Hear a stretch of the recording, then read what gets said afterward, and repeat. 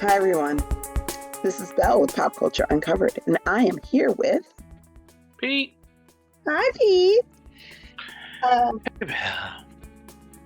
we are having a sci fi moment right now with television and film where we're getting a lot of either expansions or adaptations of things that have been in the culture for a while. As we previously spoke about Alien Earth and how we're willing to give it a chance more than we initially were. We are now moving on to a property that is the complete opposite in terms of feel. The question is it having the same conversations? And that is Murderbot. Mm-hmm. So, Pete, you have actually watched the full series. I have been wanting to because I am one of those people who have been a casual reader of the books that it's based on, the Murderbot Diaries by Martha Wells. I am not super tied to it. I think it's a very good series of books. They're not completed yet so far. It's not one of the ones that set me on fire, but I could definitely see why it was adapted for television. Pete, as someone who's never read the books and who has watched the entire series, Mm-hmm. first give me an idea what the basic premise is. Right. So, so the story is told from the perspective of a cyborg, very, very much like the Terminator, mostly machine with a little bit of human parts.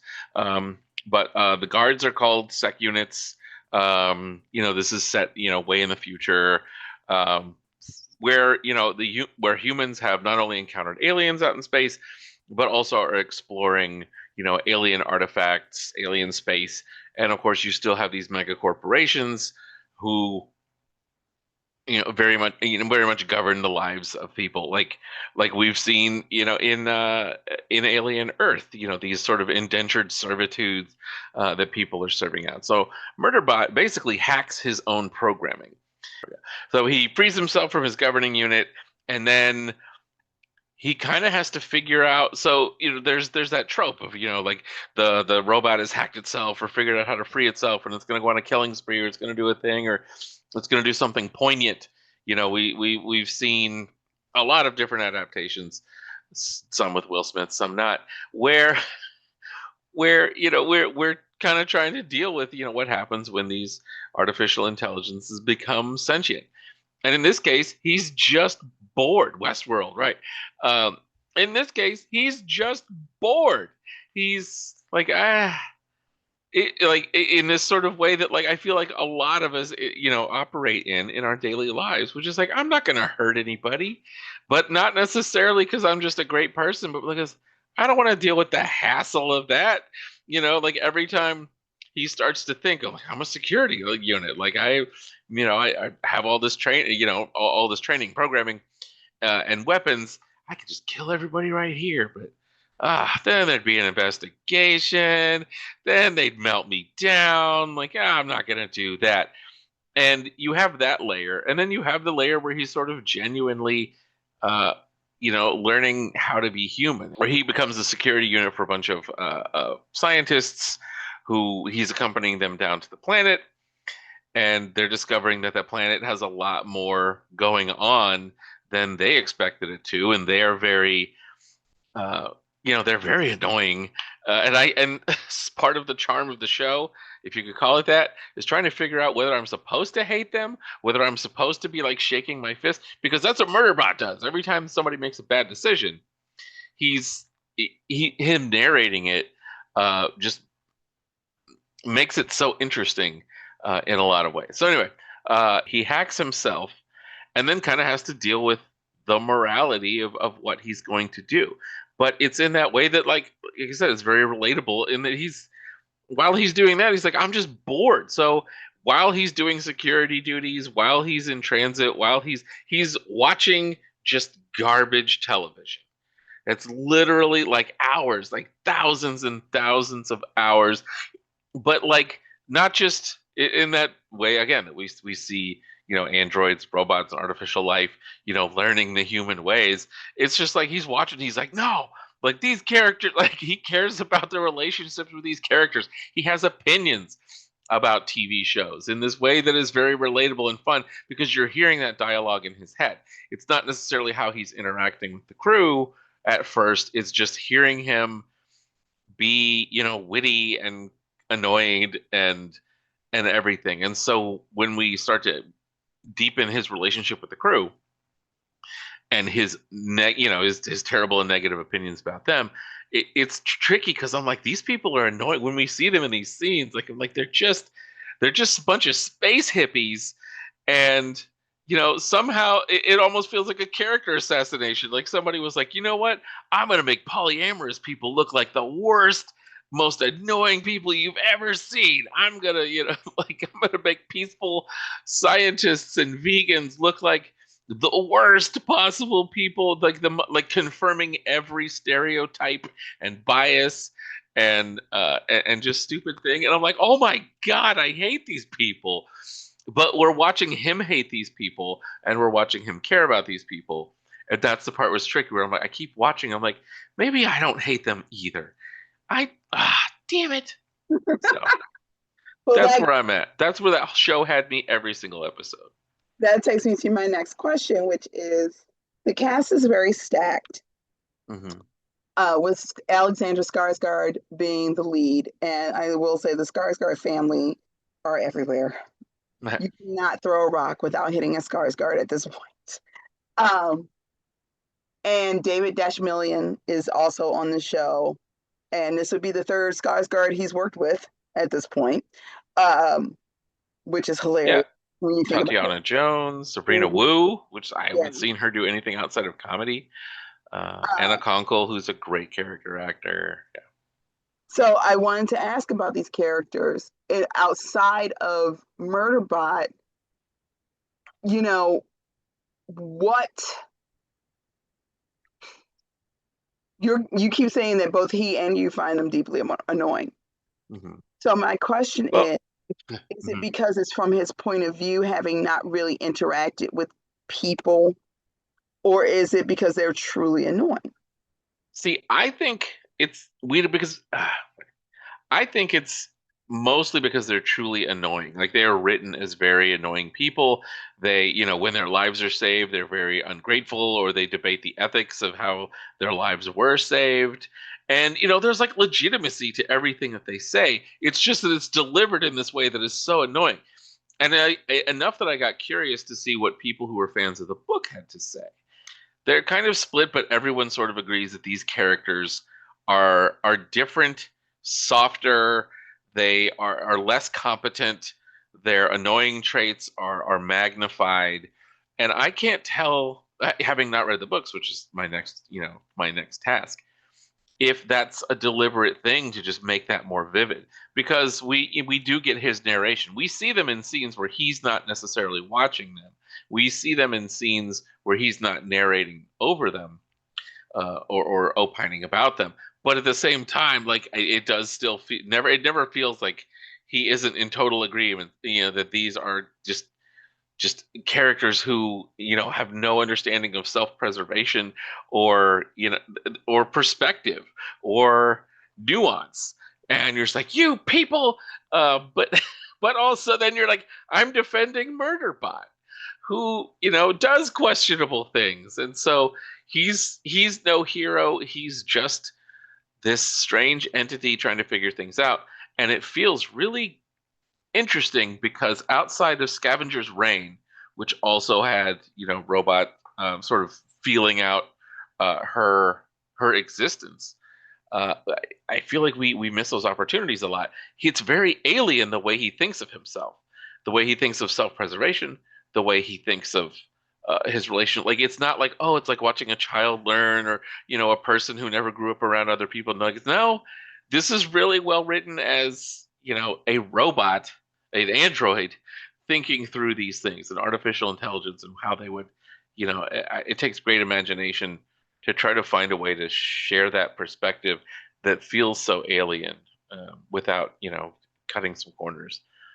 And I think that is, honestly, I think it's both Martha Wells as an author, and also the showrunners, because there's a lot of opportunities in this show for me to just walk away and be like, no, no, I can't do it. These people are driving me crazy. Like I just no.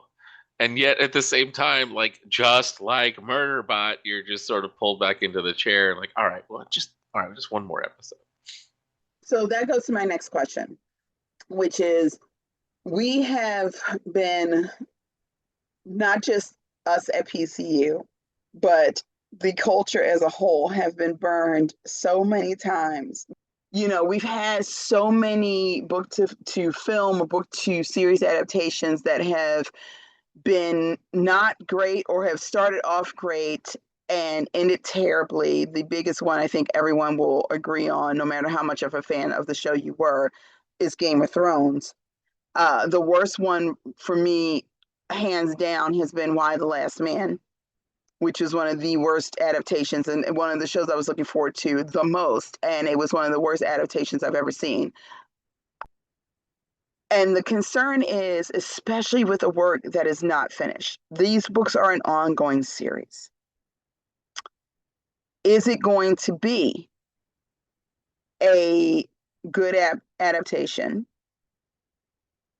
that is going to tell its own story eventually if it catches up and surpasses the original work in terms of plot lines, such as Full Metal Alchemist? I'm scared to dip my toe in. If I were to go into it now, would this season feel like a complete season, even if season 2 falls off? Yeah, I think because each of the books does tell a different story. It does have a very unique direction that it goes in. Like not to give away too much because I also haven't read them. I've only read the synopses, but I do know that Murderbot, moves. The story travels from place to place. Characters, go away, come back, reunite, and so this, was a smart decision, I think, and one that I think we're seeing a lot more lately, where a book is represented by an entire season. Some books are way too long for that to even work. But and we've seen sort of the compromises in like the Wheel of Time series, for example, and the His Dark Materials. But at the same time, this one seems like a very faithful adaptation of the first book in the series from start to finish, and then looking ahead as the first book does to the next adventure. And so that to me makes it feel like it's worth it because it won't feel like that if the show doesn't get renewed that I wasted all this time because there's no ending to the story. Like it itself wraps up really well. And I think if this continues, if we get more seasons of Murderbot, I don't think it's going to surpass the books. This is streaming services, and without an HBO budget, you're not getting a tight season every single year with these books that are rolled out really slowly. There's enough books in the series that it would be a while before it was surpassed. This isn't the kind of show I think that really necessarily will go that long. I would love for it to because I've really enjoyed that first season. It's been one of the best series that I've watched this year. I don't think we're going to get to a pace where there's some massive conclusion to the Murderbot series, to the Murderbot Diaries that will be anything like what we had with Game of Thrones, where they're writing the ending before the author does. I don't see that being an issue. I could be wrong, but it'll still be several years before it happens. So That's fair. I'm feeling all right. And this series, I mean, she has been writing them relatively quick. 2017, 2018, 2018, 3 books in 2018, or 3 stories at least 2018, and then another novel 2 years later. And so, I'm just excited to see if we get another season. I'm looking up right now as I'm talking whether it's been confirmed. Okay. Yeah, it has been renewed already. Yay! So that is a good sign. Yeah, and I'm excited about that season 2 because having read a little bit of the book synopsis, I'm like, all right, I'm excited to see what what this is going to be about.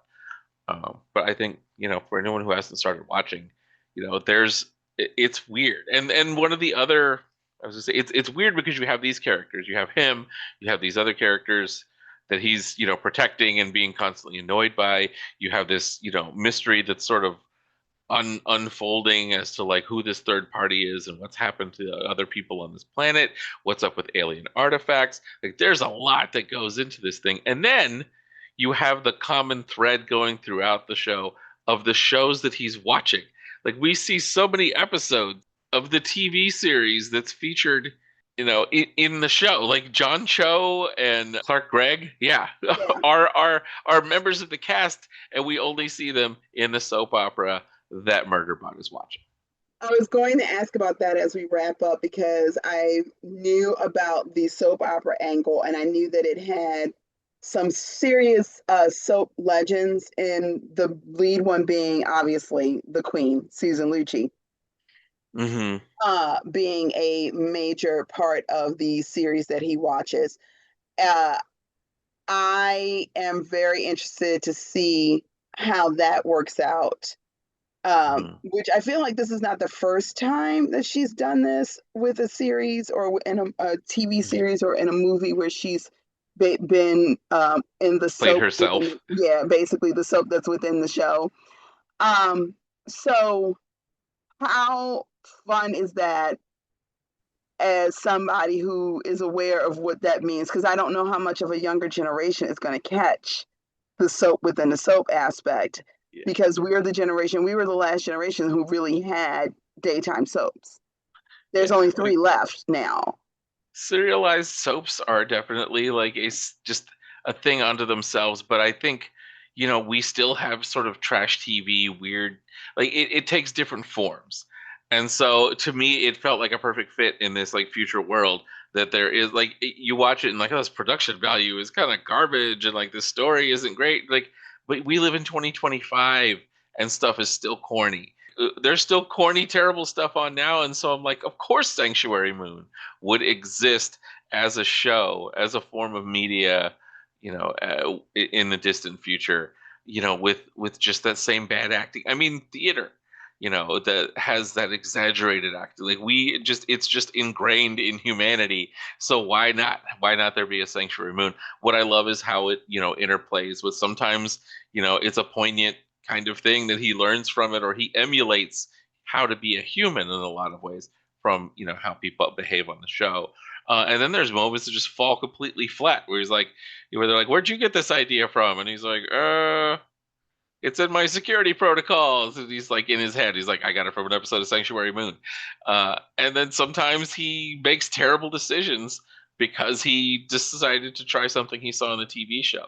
Because with his memory being wiped and only really having his programming, you're like, what judgment does he have now that he's able to make his own, to judge his own decisions?